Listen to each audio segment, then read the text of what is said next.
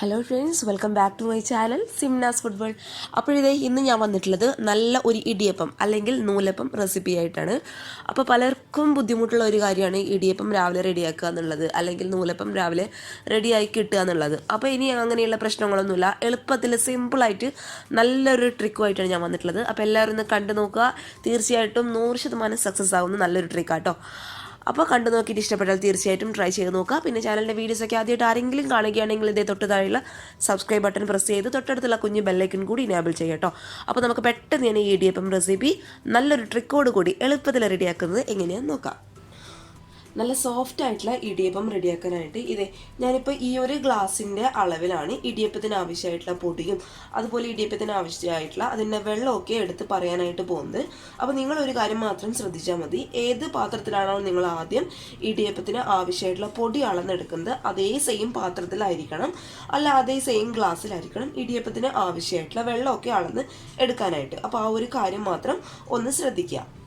ഇനി ഇതേ സ്റ്റൗവിൽ ഞാനൊരു പാന് വെച്ച് കൊടുത്തിട്ടുണ്ട്. ആ പാന് അത്യാവശ്യം ഒന്ന് ചൂടാവുന്ന സമയത്ത് ഒരു ഗ്ലാസ് നിറയെ സാധാരണ വെള്ളം, അപ്പോൾ ഞാൻ ഈ ഒരു ഗ്ലാസ്സിൽ അളവിനാണ് വെള്ളവും പൊടിയും ഒക്കെ എടുക്കാനായിട്ട് പോകുന്നത് കേട്ടോ. അപ്പോൾ ഒരു ഗ്ലാസ് നിറയെ സാധാരണ വെള്ളം ഞാൻ ഒഴിച്ചു കൊടുത്തിട്ടുണ്ട്. ഇനി നമ്മൾ ഇടിയപ്പത്തിന് ആവശ്യമായിട്ടുള്ള ഉപ്പും കൂടി നമുക്ക് ഈ വെള്ളത്തിലോട്ട് അങ്ങോട്ട് ഇട്ട് കൊടുക്കാം.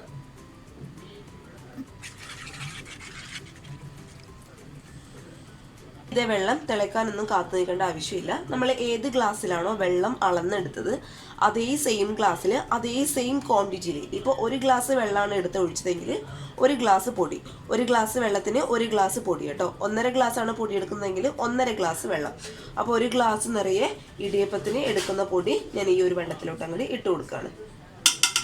മുഴുവനായിട്ട് ഇട്ട് കൊടുത്തിട്ടുണ്ട്. ഇനി ഇതെല്ലാം കൂടി നമുക്ക് നന്നായിട്ടൊന്ന് മിക്സ് ചെയ്ത് കൊടുക്കാം.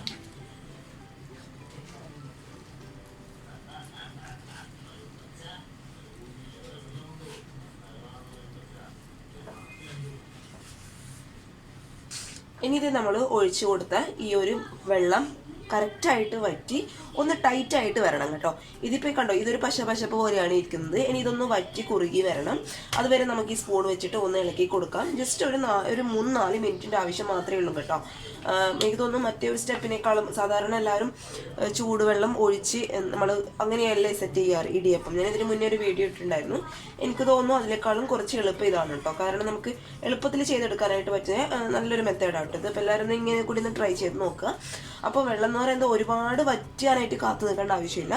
ഒരുപാട് വറ്റിക്കഴിഞ്ഞാൽ നന്നായിട്ട് മാവങ്ങ് ടൈറ്റ് ആവും. പിന്നെ നമുക്ക് നൂലപ്പത്തിൻ്റെ അച്ചിലിൽ കൂടി മാവ് പുറത്തോട്ട് വരാനായിട്ട് ബുദ്ധിമുട്ടായിരിക്കും കേട്ടോ. അപ്പോൾ ഇച്ചിരി ഒന്ന് ടൈറ്റ് ആവുന്ന സമയത്ത് നമുക്ക് സ്റ്റവ് അങ്ങോട്ട് ഓഫ് ചെയ്യാം. എന്നിട്ട് ആ ചൂടോട് കൂടി തന്നെ നമുക്ക് സേവനാഴിയിലിട്ട് നന്നായിട്ട് കറക്കി എടുക്കുമ്പോൾ തന്നെ മാവിൻ കൊണ്ട് പുറത്തോട്ട് വന്നോളും കേട്ടോ. അപ്പോൾ ഈ ഒരു സ്റ്റേജിലെത്തുന്ന സമയത്ത് നമുക്ക് പതുക്കെ സ്റ്റവ് അങ്ങോട്ട് ഓഫ് ചെയ്യാം. മാവിൻ്റെ പരുവെന്ന് പറയുന്നത് ഇതാണ് കേട്ടോ. ഒരുപാട് ലൂസായി പോകാൻ പാടില്ല, അതുപോലെ ഒരുപാട് കട്ടിയിലിരിക്കാനും പാടില്ല. ഈ ഒരു അളവിലൊക്കെ ഈ ഒരു പരുവത്തിലൊക്കെ എത്തുന്ന സമയത്ത് നമുക്ക് സ്റ്റവ് പതുക്കി അങ്ങോട്ട് ഓഫ് ചെയ്യാം. ഒരുപാട് കട്ടിയിലായി കഴിഞ്ഞാൽ ഞാൻ നേരത്തെ പറഞ്ഞല്ലോ, മാവ് സേവനാഴിയിലെ കൂടി പുറത്തോട്ട് വരാനുള്ള ബുദ്ധിമുട്ടായിരിക്കും കേട്ടോ. അപ്പോൾ നമുക്കിത് ചൂടോട് കൂടി തന്നെ മറ്റൊരു അച്ചിലോട്ട്, നമ്മുടെ ഇടിയപ്പത്തിൻ്റെ അച്ചിലോട്ട് അങ്ങോട്ട് മാറ്റി കൊടുക്കാം. അപ്പോൾ ഇടിയപ്പം ചൂടാനായിട്ട് ഇങ്ങനെയുള്ള ഏറ്റവും ചെറിയ ചില്ലാണ് കേട്ടോ ഞാൻ എടുത്തിട്ടുള്ളത്. അത് നമുക്ക് ഇതിലോട്ട് ഇട്ട് കൊടുത്ത് ചൂടോട് കൂടി തന്നെ ഈ മാവ് സ്പൂൺ ഉപയോഗിച്ച് തന്നെ, കൈയൊന്നിൻ്റെ ആവശ്യമില്ല. കാരണം നമുക്ക് അത്ര ചൂടായിട്ടാണ് മാവ് ഇരിക്കുന്നത്, അതുകൊണ്ട് കൈ കൊണ്ട് തൊടേണ്ട ആവശ്യമില്ല. ഈ ഒരു പാത്രത്തിലോട്ട് അങ്ങോട്ട്, ഈ ഒരു അച്ചിലോട്ട് അങ്ങോട്ട് ആക്കി കൊടുക്കാം.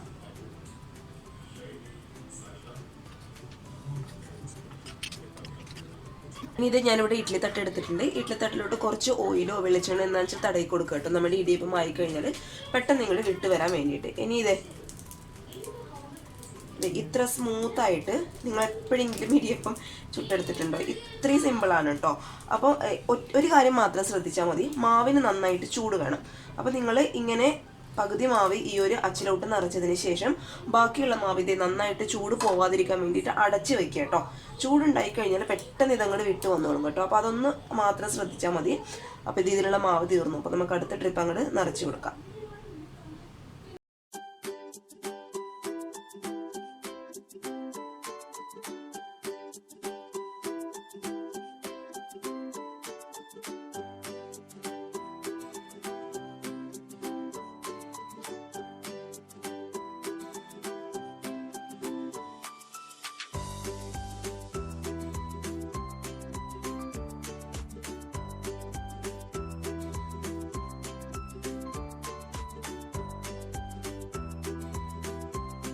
അപ്പോൾ ഇതേ രണ്ടെണ്ണത്തിലും ഞാൻ നന്നായിട്ട് സിമ്പിളായിട്ട് കറക്കി എടുത്തിട്ടുണ്ട്.